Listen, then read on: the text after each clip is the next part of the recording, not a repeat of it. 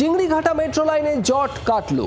চিংড়িঘাটা মেট্রোর কাজের অনুমোদন মিলেছে, সরকার গড়েই অনুমোদন বিজেপি সরকারের। দীর্ঘ জটে আটকে ছিল এই চিংড়িঘাটা মেট্রো লাইনের কাজ।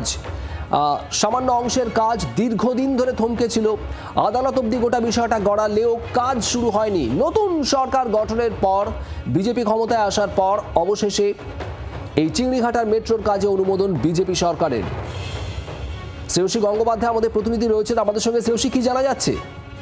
একেবারে দেখো, তোমাকে জানা যাচ্ছে যে দীর্ঘদিনের জট, এই জট কিছুতেই খুলছিল না। কার্যত দেখা যাচ্ছে যে সরকার হিসেবে এক্ষেত্রে দায়িত্ব সরকারের আসার পরেই কিন্তু কার্যত এই সিদ্ধান্ত হয়েছে যে এক্ষেত্রে চিংড়িঘাটার যে কাজ, সেই কাজ দ্রুত শেষ হবে।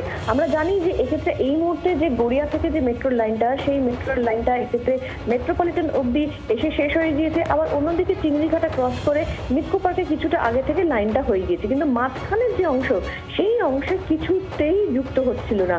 এক্ষেত্রে মেট্রোর তরফে বারবার তাদের বক্তব্য ছিল যে তারা এক্ষেত্রে রাজ্য সরকারের পক্ষ থেকে যা যা দাবি করা হয়েছিল, যে ওই অংশের লাইন যুক্ত করতে গেলে রাস্তা, অল্টারনেটিভ রাস্তা করতে হবে, অন্যদিকে পেভমেন্ট করতে হবে ইত্যাদি যাবতীয় যা যা চেয়েছিল রাজ্য সরকার, সমস্ত কিছু তাদের পক্ষ থেকে করে দেওয়া হয়েছে। কিন্তু সেই করে দেওয়া সত্ত্বেও সেক্ষেত্রে এইখানে রোড ব্লক করে সেক্ষেত্রে ওইটুকু অংশের যে লাইনটা জোড়া, সেই লাইনটা জোড়ার অনুমতিই তারা পাচ্ছিলেন না।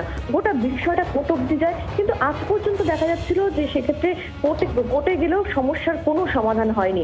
অবশেষে দেখা যাচ্ছে যে এক্ষেত্রে গতকাল শুভেন্দু অধিকারী মুখ্যমন্ত্রী হিসেবে তিনি সেক্ষেত্রে নবান্নে প্রবেশ করছেন এবং তার কয়েক ঘন্টার মধ্যেই কিন্তু সরকারিভাবে সিদ্ধান্ত হচ্ছে যে এক্ষেত্রে মেট্রোর যে জটটা, চিংড়িঘাটার যে জট, সেই জট খুলবে, মেট্রোকে কাজের অনুমতি দেওয়া হবে যাতে দ্রুত ওই লাইনটা যুক্ত হয়।